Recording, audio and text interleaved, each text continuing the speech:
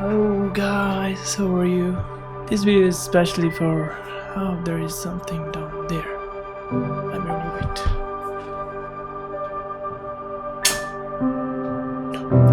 Yeah. Let's get one. Hey, how are you? I hope you're doing well. You know मैं ये English क्यों बोल रहा हूँ?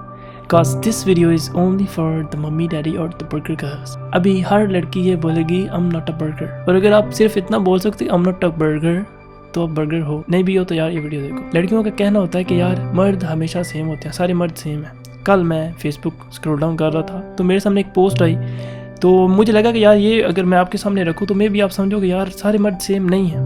ओके, सो ये पिक्चर ये है।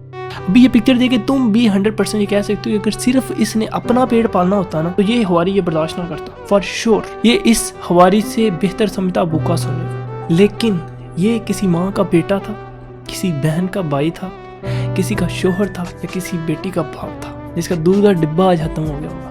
खैर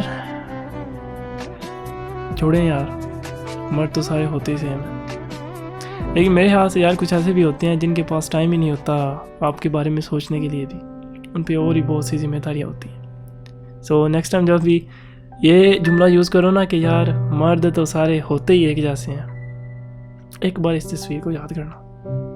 यू विल बेटा stay tuned, stay positive, stay creative and use your common sense. आपका अपना उमैर। अल्लाह हाफिज़।